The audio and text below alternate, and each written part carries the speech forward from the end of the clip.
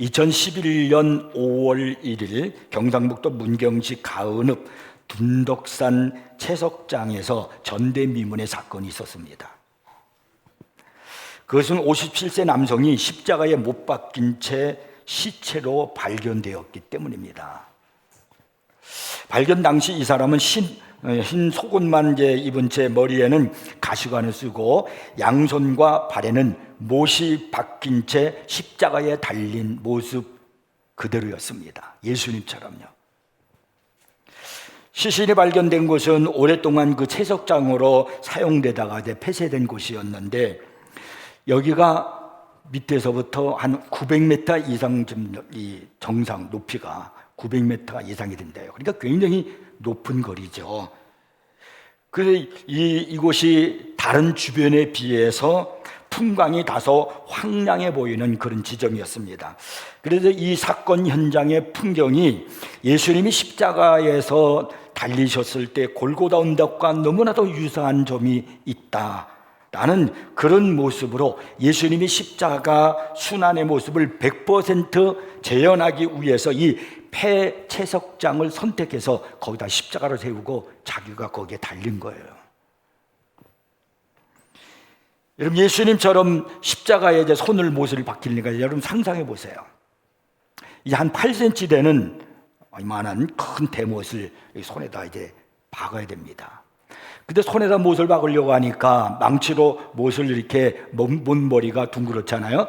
뚜려서 박으려니까 이게 쉽지가 않아요.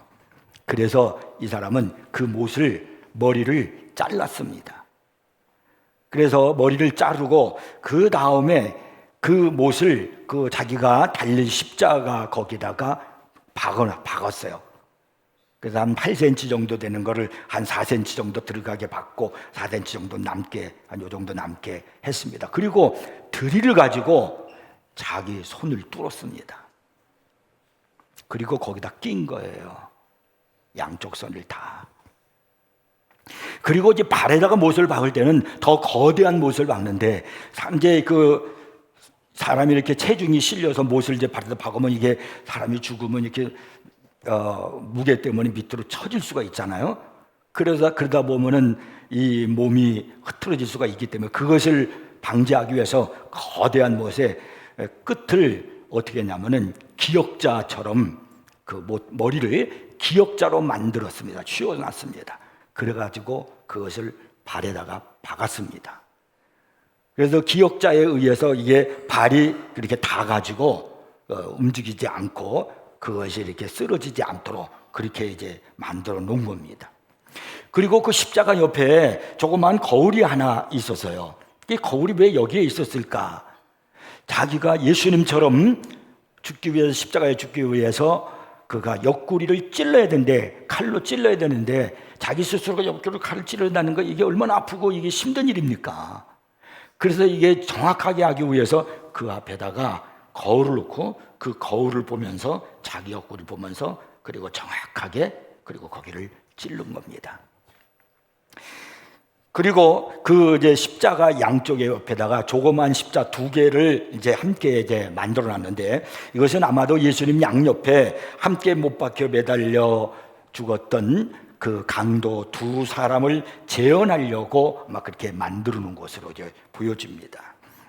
그리고 시신 앞에는 청테이프가 감긴 그 밧줄도 발견되었는데, 예수님이 십자가에 못 박히시기 전에 로마 병사에게 당한 채찍을 재현했다라고 그렇게 이제 말하기도 합니다. 이 남성이 이제 그렇게 해서 십자가에 달려져 죽게 되는데, 이 사람이 거기에 이제 잠시 머물러 있었어요. 이제 텐트 안에다가 이제 채석장 앞에서 그런 일을 하기 위해서 텐트 안에다가 머물러 있었던 거예요. 워낙 멀은 길이 900m가 넘는 길을 오르락내리락 할 수는 없잖아요. 근데 그 텐트 안에서 시브리어 그리스어 라틴어로 쓴 글을 이제 거기서 발견했어요. 무슨 글이냐면 유대인의 왕 나사렛 예수라고 쓰인 그런 종이를 발견했습니다. 여러분이 잘 아시는 대로 로마 병정들이 예수님을 십자가에 이렇게 매달고 난 다음에 예수님을 조롱하는 의미로 십자가 그 머리 위에다가 문구를 그걸 써놨잖아요. 유대인의 왕 나사렛 예수. 똑같이 그렇게 해서 그 사람을 십자가에 못 박은 거예요. 이게 얼마나 고통스러웠겠습니까? 상상을 해보세요. 이건 자기가 그 스스로 누가 와서 한 게 아니에요. 처음에 이 사실의 모습을 이제 발견하고서 형사들이 와가지고 이것은 누가 죽인 것이 아니야. 어떻게 사람이 그렇게 할 수가 있겠는가? 이건 타살이 아닌가? 라고 해서 아주 낱낱이 조사를 했답니다. 근데 그 주변에 어떤 DNA를 찾을 수가 없었다는 거예요. 뭐 침방울 하나도 없었고 다른 사람 것은 머리카락 하나도 없었고 이 사람 매달린 사람 것밖에는 없었다는 거예요. 그래서 결론을 내리기를 이 사람 스스로 자기가 그렇게 죽었다, 자살을 해서 죽은 것이다 라는 그런 결론을 내린 거예요. 자, 그렇다면 이 사람은 도대체 왜 이런 일을 행한 것일까요? 그것은 잘못된 신앙에 빠졌기 때문에 그렇습니다. 평소에 이 사람은 문경 그 근처에 사이비 종교가 있었는데 거기에 심취되었다는 겁니다. 이 사이비 종교에서 뭘 가르치냐면은 예수님처럼 십자가에 똑같이 못을 박힐 때 진정한 부활이 이루어진다, 이렇게 가르쳤던 거예요. 그래서 이 사람이 진정한 부활을 체험하기 위해서 예수님처럼 똑같이 양손과 양발에다가 못을 박고 그리고 옆구리에 칼을 찌르고 또 뿐만 아니라 그가 죽었을 때가 5월 1일인데 그때가 바로 부활절 가까이 있는 그 기간에, 부활절이 있는 그 기간에 그가 그렇게 해서 자기가 스스로 십자가에 달렸다는 겁니다. 그러니까 이 사람이 이렇게 된 것은 결국은 사이비 종교에 빠져가지고 잘못된 신앙에 빠져서 거기에 집착해가지고 그가 스스로 내가 그렇게 해야 진정한 부활이 이루어진다고 했으니까 그래서 무시무시하게 스스로가 그 못을 가지고 양손을 받고 양발을 받고, 여러분 생각해 보세요. 드릴로 손을 박은 거예요. 드릴로 뚫었어요. 그래가지고 못을 끼웠다는 겁니다. 이 마지막 때를 살고 있는 우리들이 그냥 산다고 생각하지 마십시오. 제가 지난 시간에 말씀을 드린 대로 지금 원래 이 하늘에서 미가엘 천사하고 사탄하고 싸움이 있었는데 이기지 못해가지고 이 땅으로 내어 쫓김을 당한 겁니다, 마귀가. 그래서 이 땅에 있으면서 온갖 그냥 이 사탄이 사람들을 미혹하고 별의별 일을 막 다 하는 거예요. 최후의 발악을 한다고 그렇게 얘기할 수 있습니다. 그래서 마지막 때는 미혹이 많아요. 잘못된 것들이 너무나 많습니다. 우리들은 뭐 이단, 그런 뭐 신천지, 천부교, 옛날 같으면 전도관 뭐 같은 거요, 문선명이 뭐 있어 통일교 뭐 이런 것들을 많이 얘기하잖아요. 그건 너무나 잘하는 이야기인데 그거 말고 지금 우리가 살고 있는 지금 이 시대에 굉장히 지금 문제가 바로 뭐냐면 신사도주의예요. 이 사도시대 때 있었던 것처럼 그런 역사들이 일어나기를, 자기네들이 사도인 것처럼 그런 역사들이 일어나기를 원하면서 그것도 하나님께 역사한다는 거예요. 그래가지고 하나님께로부터 직통계시를 받고 자기네들이 막 기도해서 병자를 고치고 그리고 또 뭐 죽은 사람도 뭐 살릴 수 있다고 그러고 막 이런 일들을 행하는 거예요. 성경에는 그런 것들이 없어요. 정말 죽은 사람을 살린 것은 그 당시 딱 사도 때만 있었습니다. 성경을 기록할 수 있는 사람은 사도밖에는 없습니다. 근데 지금도 성경을 기록할 수 있다라고 그렇게 말을 해요. 이 전부 다 막 유혹되는 거예요. 그러니까 거기에 얼마나 많은 교회들이 또 목회자들이 그런 게 막 그냥 합세가지고 빨려서 들어가가지고 신앙생활을 그릇된 미혹된 신앙생활을 하고 있는지 모릅니다. 사도 바울은 데살로니가 후서 2장 2절에서 이런 말을 했어요. 영으로나 또는 말로나 또는 우리에게서 받았다는 편지로나 주의 날이 이르렀다고 해서, 주님이 오신다는 날이 날짜가 이르렀다고 해서 옛날에 10월 28일 날 주님이 오신다고 막 그렇게 떠들었다고 했네요. 쉽게 마음이 흔들리거나 두려워하거나 하지 말라, 이렇게 성경에서 말씀하고 있습니다. 그리고 8절부터 12절까지 보면 사도 바울이 이 종말의 때 있어야 될 일을 저기 글을 썼는데, 여러분 보세요. 이렇게 말씀해요. 그때에, 이 종말의 때, 우리가 살고 있는 이때를 말하는 거예요. 불법한 자가 나타나니, 이 악한 자들이, 악한 영을 가진 사람들이 기독교의 이름을 가지고 나타난다는 거예요. 주 예수께서 그 입의 기운으로 그를 죽이시고 강림하여 나타나심으로 패하시리라. 악한 자의 나타남은 사탄의 활동을 따라 모든 능력과 표적과 거짓 기적과 불의의 모든 속임으로, 그러니까 그들에게 막 기적도 나타나요. 거짓 속임수도 막 나타나요. 그러니까 넘어가는 거예요. 자꾸 그런 걸 보고 좋아하고 그런 걸 쫓아다니시면 안 돼요. 그래 모든 불의의 속임으로 멸망하는 자들에게 있으리니 이는 그들이 진리의 사랑을 받지 아니하여 구원함을 받지 못함이라. 그러면 말씀하기를 이러므로 하나님이 미혹의 역사를 그들에게 보내사 미혹의 영을 이 땅에 보내는 거예요. 지금 그래서 이 세상에 우리 이 기독교 안에도 미혹의 영이 휩쓴 사람들이 많아요. 거짓 것을 믿게 하심은 거짓 것을 믿게 하는 거예요. 진리를 믿지 않고 불의를 좋아하는 모든 자들로 하여금 심판을 받게 하려 하심이라. 이게 지금 오늘 우리가 살고 있는 이 시대에 일어나는 일들이에요. 조심하셔야 됩니다. 여러분, 우리는 믿어야 할 진리는 하나, 이 성경밖에 없습니다. 이거를만 붙들고 살아야 돼요. 제가 며칠 전에 TV를 봤는데 어떤 프로님은 다윗의 후손이라고 하는 그런 이제 프로를 제가 봤어요. 거기에는 우리 세계적으로 유명한 신학교의 교수들도 나오고 그리고 유대의 역사학자들도 나오고 막 그러면서 얘기를 하는 거예요. 무슨 얘기를 하느냐면은 그들이 하는 말이 이거예요. 예수님의 아버지 요셉, 예수님의 어머니 마리아잖아요. 성경에는 마태복음 1장에 보면은 둘이 정혼했다 그랬어요. 그러나 그들은 잠자리를 한 게 아닙니다. 성령으로 잉태했다고 그랬거든요.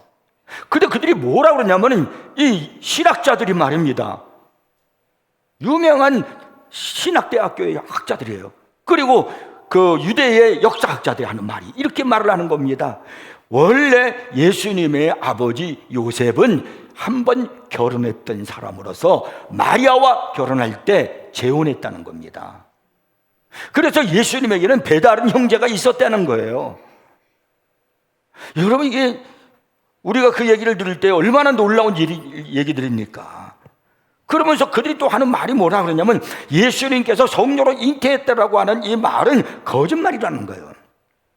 역사적으로 예수님은 그냥 그렇게 태어났는데 그거를 신화적으로 성령의 잉태다 이렇게 신화적으로 성경에서 이렇게 써놓고 그렇게 말을 하고 있다는 거예요. 그러니까 예수님의 성령의 잉태는 신화다 그런 이야기예요.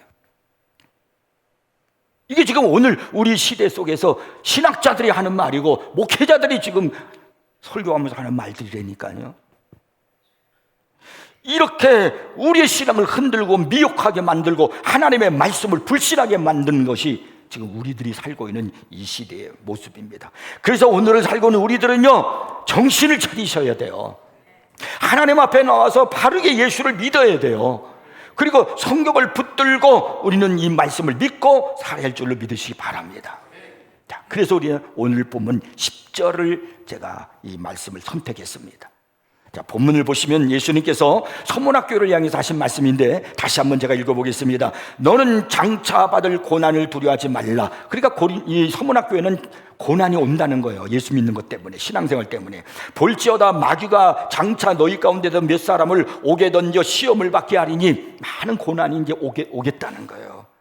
앞으로 여러분 신앙생활을 편안히 한다고 생각하지 마십시오. 편안하게 예수를 믿는다고 생각하는 사람, 그걸 쫓는 사람들은 인본주의, 세속주의, 마귀의 세력을 쫓아가는 겁니다. 내가 믿음으로 반드시 정말 믿음을 지키고 말씀대로 살려고 하면은 편안할 수가 없어요. 왜? 세상과 싸우고 마귀와 싸워야 하니까요. 너희가 10일 동안 환난을 받으리라. 여기 10일은 딱 10일을 말하는 것이 아니라 상징적인 숫자입니다. 이게 많다는 거죠. 내가 그러면서 주님 말씀하는 거예요. 환난을 받으리라. 어려움이 오리라. 그러면서 내가 죽도록 충성하라. 그리하면 내가 생명의 관을 내게 주리라. 이렇게 말씀하셨습니다. 여기서 죽도록 충성하라는 예수님의 말씀의 의미가 뭘까요? 충성하는 자에게 주님이 주시는 그 상급이 있는데 그게 바로 뭐냐면 생명의 멸류관을 주시겠다는 겁니다. 생명의 멸류관, 충성하는 자에게 생명의 멸류관. 사도 바울이 디모데후서 4장 7절 8절에서 그가 이런 고백을 했어요. 나는 선한 싸움을 싸우고, 그랬어요. 믿음으로 선한 싸움을 싸웠다는 거예요. 나의 달려갈 길을 마치고, 그러니까 내게 주신 사명을 다 충성해서 다 마쳤다는 거예요. 믿음을 지켰으니, 그러니까 이건 충성했다는 거예요. 내가 열심히 충성했으니, 그런 말 아니에요? 이제 흐르는 나를 위하여 의의 멸류관이 예비되었으므로 이렇게 말씀하고 있어요. 성경 요한계시록 2장 10절대로 말하면 충성하는 자에게는 생명의 멸류관이 주어져야지 왜 의의 멸류관이에요? 그래서 죽도록 충성하라, 오늘 본문에서 10절에서 나오는 말씀이라면은 죽도록 충성하라, 그리하면 의의 면류관을 내게 주리라, 이렇게 성경이 쓰여 있는 것이 옳은 것이 아닐까요? 그래서 성경에서는 분명히 죽도록 충성하라 그러고 생명의 관을 주리라고 말씀하고 있어요. 여기에 대한 바른 의미를 우리가 알아야 되는 겁니다. 그냥 들은 대로 생각나는 대로 그냥 신앙생활 하시면 안 돼요. 그래서 잘못하면 마귀 유혹에 넘어가는 거예요. 자, 그러면 죽도록 충성하라는 주님의 의미와 뭘고, 그리고 또 충성에 대한 의미가 뭘까를 우리가 생각해 보려 합니다. 첫 번째로 죽도록에 대한 의미가 무엇이냐는 겁니다. 자, 우리가 이것을 알기 위해서 먼저 서머나교회의 형편을 알아야 됩니다. 서머나는 터키 3대 도시 가운데 하나로 굉장히 크고 아름다운 항구 도시입니다. 옛날부터 이 도시 사람들은 소아시아에서 자기네가 최고라고 그렇게 특별한 자부심을 갖고 있는 사람들이었습니다. 이 도시는 경제적으로 아주 부유했고 정치적인 영향력도 막강했고 또 뿐만 아니라 친로마적인 성격을 띠고 있었습니다. 로마 황제 숭배가 극심하던 그 도시 중에 하나가 어디냐면 바로 서머나였습니다. 근데 이 서머나라는 도시 항복판에 조그마한 사람들이 모이는 그런 교회가 있었으니 그것이 바로 서머나 교회였습니다. 그래서 이 서머나 교회는 예수 믿는 것 때문에 말할 수 없는 불이익과 고난을 감수해야만 했습니다. 그러면서 그들은 예수님을 믿는 그 신앙을 견고하게 가지고 있어야만 했습니다. 서머나 교회는 요한계시록에 나오는 7교회들 중에서 빌라델비아 교회와 함께 책망받지 않는 교회였습니다. 감히 하면 우리 주님도 책망할 수 없는 교회였을 거예요. 주님을 위해서 목숨을 버릴 수 있었던 이 교인들을 향해서 주님이 무엇이라고 책망하시겠습니까? 9절을 한번 보세요. 내가 내 환난과 궁핍을 알거니와 실상은 내가 부요한 자니라. 자칭 유대인이라 하는 자들의 비방도 알거니와 실상은 유대인이 아니오 사탄의 회당이라. 주님께서 이 말씀에서 계속해서 뭐라고 말씀하시냐면 내가 안다는 거예요. 주님이 안다는 겁니다. 서머나교회 형편을 다 알고 있다는 거예요. 너희들이 예수 믿는 것 때문에, 나를 믿는 신앙 때문에 너희들이 고난당하는 거 안다, 궁핍당하는 거 안다, 재정적으로 어려움 당하는 거 안다, 내가 다 알고 있다, 그런 말입니다. 이 환난을 안다는 것은 예수 믿기 때문에 시련을 받고 있는 거 얘기하는 거 아니겠습니까? 또 궁핍을 안다는 것은 신앙생활을 하는 이유 때문에 그들이 경제적으로 어려움을 당하고 있다는 것도 안다는 얘기 아닙니까? 예수님 안 믿으면, 신앙생활 잘 안 하면, 교회 잘 안 나면 경제적으로는 여유가 있겠지만 그런 믿음을 지키고 예수를 잘 믿으려고 하다 보니까 결국 그들은 어떻게 했냐면 경제적으로 어려웠다는 거예요. 그러니까 불이익을 감수하면서도 신앙을 지킨 사람들, 그들이 누구냐면 바로 서머나 교회였습니다. 여러분, 내가 아무리 어려운 고난을 당하고 경제적인 어려움을 당하더라도 주님이 알고 계시다면 그것보다도 큰 위로와 소망이 어디 있겠습니까? 내가 아무리 많은 재물을 가지고 있고 편안히 살고 있다 할지라도 주님께서 나를 향하여 난 너를 알지 못한다 라고 주님이 한마디로 거절해 보신다면 나는 최고의 고통이고 심판을 받는 겁니다. 여러분, 주님이 아시면 되잖아요. 제가 교인들과 상담할 때 안타까운 일들을 종종 만날 때가 있어요. 제가 어떻게 그분들의 형편을 다 자세히 알겠습니까? 어떻게 그분들의 마음을 알겠습니까? 그러니까 그분들은 이렇게 말을 해요. 목사님은 몰라요. 예, 저는 모르죠.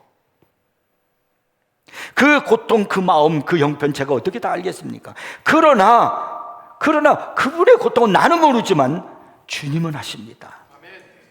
그분은 고난의 처음도 알고 끝도 아신단 말입니다. 뿐만 아니라 고난의 절정인 우리 예수님은 고난의 절정인 죽음도 경험해 보셨습니다. 그래서 죽음에 대한 공포도 아시고 두려움도 아시고 그리고 아픔도 아시는 거예요. 예수님이 그렇게 죽으셨으니까, 십자가에 달려 죽으셨으니까 그 모든 것을, 그 죽음을 경험하셨고 죽도록 주님은 하나님의 영광을 위해서 그렇게 살아오셨던 이 잔을 내게서 지나가게 하지 마시고 아버지의 뜻대로 되기를 원합니다라고 기도하셨던 우리 예수님, 그 예수님께서 오늘 본문에서 뭐라 하냐면 죽도록 이렇게 말씀하고 계시거든요. 이 죽도록이라는 말은 헬러로 보니까 아크리 다나투라는 그런 말로 써 있는데요, 이건 죽음에 이르기까지라는 그런 뜻을 지니고 있습니다. 예수님이 바로 그런 분이에요. 죽음에 이르기까지 생활을 하시고 삶을 이어가셨던 분이에요. 요한계시록 1장 5절에 보니까 또 충성된 증인으로 죽은 자들 가운데에서 먼저 나시고 땅의 임금들의 머리가 되신 예수 그리스도로 말미암아, 이 말은 죽음에 이르기까지 충성하셨던 예수님의 모습을 우리에게 보여주고 있는 겁니다. 그러면 주님께서 그러신 분이 이렇게 서문학교회가 말씀하죠. 죽도록 충성하라. 그러면 이 죽도록이라는 이 말의 의미가 뭘까요? 이 말은 하던 충성을 더하라, 그런 말입니다. 이미 충성하고 내가 최선을 다했지만은 그것으로 만족하거나 자족하지 말라는 거예요. 우리는 종종 그럴 때가 있어요. 나 열심히 했어. 난 최선을 다했어. 주님은 아실 거야. 근데 주님은 그렇게 말씀하지 않아요. 죽도록 하던 충성 더 하라는 거예요. 더 하라는 겁니다. 또 여기 죽도록 충성하라는 말은 지속적으로 충성하라, 그런 말씀입니다. 훈련이 가지고 있는 의미와 가치가 뭐냐면 지속성이 있는 겁니다. 운동선수들이라든지 아니면 음악을 하는 사람이라든지 이런 예술을 하는 사람들을 보면요, 그들은 훈련을 참 많이 합니다. 저절로 되는 게 아니에요. 훌륭한 연주자가 되기 위해서, 바이올린 연주자가 되기 위해서 얼마나 많은 바이올린의 현을 겪겠어요. 피아노의 훌륭한 연주자가 되기 위해서 피아노를 얼마나 많이 두들겼겠느냐 말이에요. 훌륭한 세계적인 축구 선수가 되려면 얼마나 많이 공을 찾겠느냐 말이에요.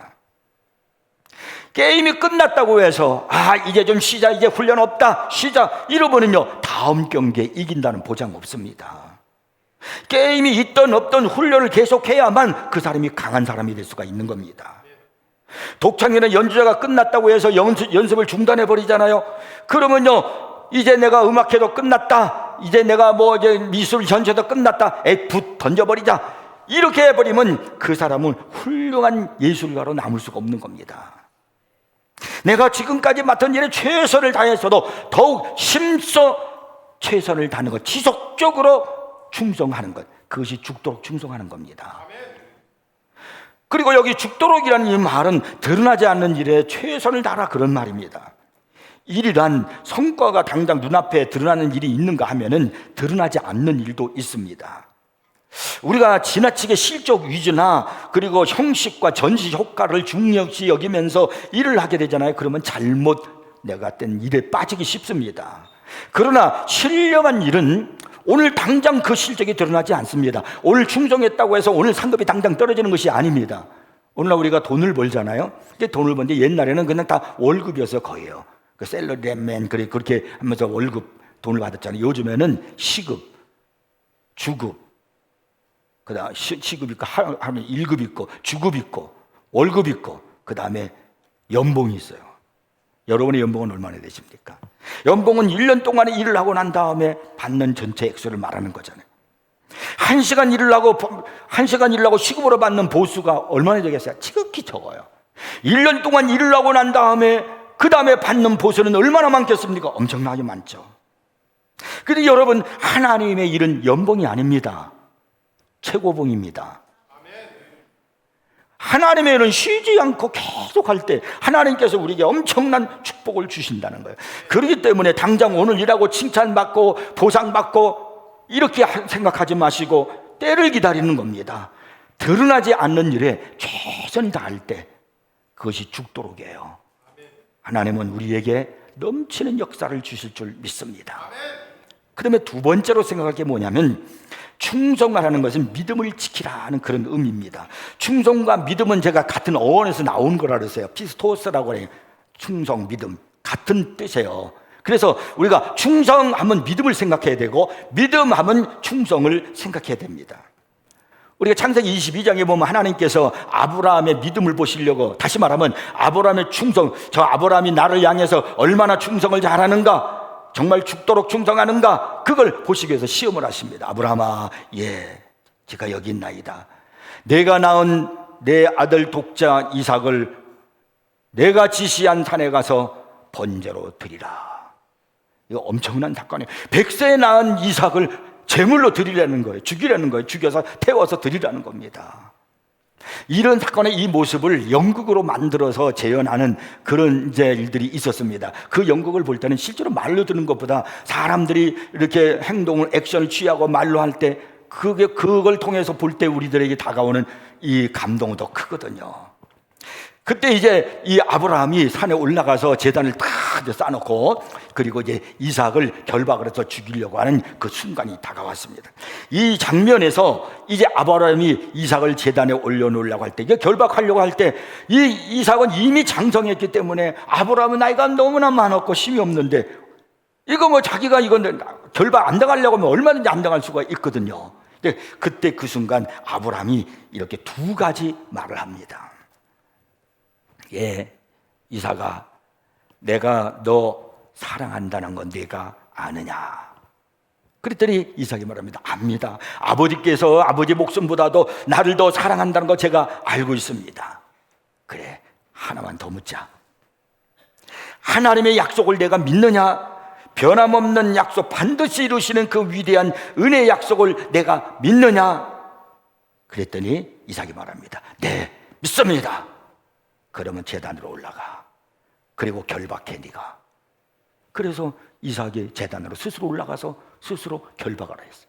그래서 아브라함이 칼을 들고 이제 자기 아들을 제물로 드리려고 할 때 하나님의 음성이 들리잖아요. 아브라함아, 아브라함아, 내가 나를 경외하는 줄 이제야 알겠노라. 이때 이 사건은 정말로 감동적인 거예요. 그러니까 이 아브라함이 하나님 앞에 충성한데 말로만 충성이 아니라 정말 100세에 난 그 아들을 죽이기까지, 그 일을 하는 번제로 드리기까지 충성한 거예요. 이런 충성이 바로 믿음이 아니겠습니까? 얼마나 감동적입니까? 그래서 믿음으로 충성하는 것이 죽도록 충성하는 겁니다. 죽는 순간에도 충성하는 것이 죽도록 충성하는 겁니다. 믿음과 관련해서 또 빼놓을 수 없는 한 단어가 있어요. 믿음 하면 우리가 잊지 말아야 될 게 뭐냐면 충성이에요. 근데 믿음 하면은 또 한 가지 딸려 나오는 단어가 있어요. 그게 뭐냐면 의입니다. 의. 이 의를 우리는 생각해서 도덕적인 거로 생각하시면 안 돼요. 도둑질 안 하고 거짓말 안 하고, 이게 의가 아니에요. 성경에서 말씀하는 의는 그런 게 아닙니다. 창세기 15장 6절에 보면은 어느 날 하나님이 아브라함에게 하시는 말씀이 나와요. 아브라함이 여호와를 믿으니 여호와께서 이를 그의 의로 여기시고라고 그랬습니다. 하나님께서 아브라함에게 말씀하셨습니다. 아브라함아, 내가 내 자손을 하늘의 별과 같이 바닷가의 모래와 같이 많이 주리라. 하나님이 약속의 말씀을 주셨습니다. 그랬더니 아브라함이 그걸 믿었습니다. 믿습니다. 아멘, 믿습니다. 믿었더니 하나님이 그걸 아브라함의 의로 여기셨다는 거예요. 그러니까 믿음 후에 따르는 게 뭐냐면 의입니다. 로마서 10장 10절 말씀을 보시면 사람이 마음으로 믿어 의에 이르고 입으로 시인하여 구원에 이르느니라 이렇게 말씀합니다. 그러니까 믿음 하면은 따라오는 게 뭐냐면 의입니다. 믿음이 의에 이른다는 거예요. 그러니까 믿음은 곧 충성이라고 말을 하는데, 곧 이 충성이 뭐냐? 그것이 곧 의라는 거예요. 주님께서 말씀하시는 의가 바로 뭐냐? 그게 충성입니다. 여러분은 정말 의롭습니까? 도덕적인 얘기를 하는 게 아니에요. 여러분은 충성하시냐 이 말입니다. 1964년도의 일입니다. 경기도 포천 백암산 비무장 지대에 배속된 한 초급 장교가 빨간 단풍이 물들어가기 시작한 초가을 오후 순찰 도중에 잡초만 우거진 비무장 지대의 양지 바른 산모통이에서 이끼 낀 돌무더기 하나를 발견합니다. 그는 이어서 이 돌무더기 한쪽에서 녹슨 철모와 썩은 나무 등걸같이 보이는 팻말 하나를 발견합니다.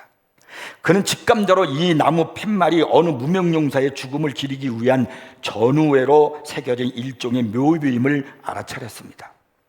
갑자기 그의 눈앞에 자기 또래의 젊은 무명용사의 환상이 지나가자 그는 아직도 화약 냄새에 가시지 않은 이 돌무덤 곁을 떠날 수가 없었어요. 그러니까 6.25 전쟁이 일어난 지 오래지 않은 사건이었기 때문에요. 그는 이미 그리 지워진 나무 팻말 대신에 민족 공동체를 위해 인생을 꽃피우지 못하고 헌신한 이 젊음을 기억하며 주머니에 버려져 있었던 구겨진 종이 한 장을 꺼내서 시를 써내려가기 시작했습니다.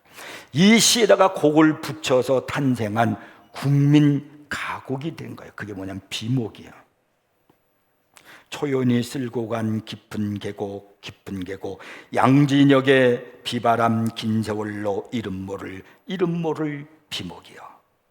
이름 모를 이 비목의 사연이 그리고 비목의 주인공이 헌신들이 우리 국민들에게 기억될 수 있다면 하나님 나라를 위해서, 하나님을 위해서 성도들이 충성할 때 우리 주님은 얼마나 더 자세히 많이 기억하고 계시겠느냐는 거예요. 서문학교회는 죽도록 충성하는 교회라고 그랬잖아요. 충성이라는 말은 피스토스라는 말은 이게 믿음이라는 말과 똑같은 거예요. 그래서 충성스럽다는 말은 요즘 말로 말하면 미들맨 그런 말하고 똑같아요. 서문학교회는 충성스러운 교회다, 다시 말하면 미들맨 교회다, 이런 말입니다. 오늘 여러분도 미들맨입니까? 충성스러운 사람들이세요? 우리 세인교회는 미들맨 교회입니까? 충성, 오늘 성경에서 죽도록 충성하라는 말은 죽기까지 미들맨이 되라는 거예요. 내가 주님 오시는 그날까지, 내가 죽는 그날까지 여러분 미들맨이 되리라는 겁니다. 그렇게 신앙생활하는 여러분 되기를 바랍니다. 이것이 바로 죽기까지 충성하는 거예요. 혼란한 이 시대 속에서, 가짜 복음이 많은 시대 속에서 여러분 흔들리지 말고요. 참 요즘은요 무섭습니다. 청년들을 대상으로 해가지고 앙케이트를 줘도 왜 청년들이 교회를 떠나가는가, 왜 청년들이 사라져만 가고 있는가. 저는 그런 얘기할 때 우리 교회 학과는 안 맞는 것 같아요. 우리 교회는 청년들이 부흥하고 있는데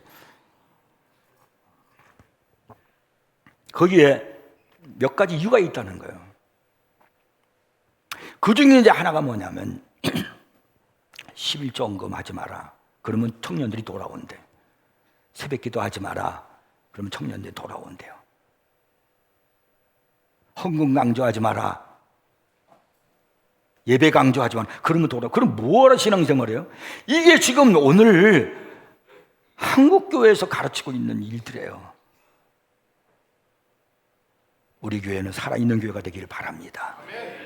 여러분의 믿음이 뜨겁고 세임 있고 그리고 하늘을 움직이는 믿음이 되기를, 미들맨 성도가 되기를 주의 이름 축복합니다.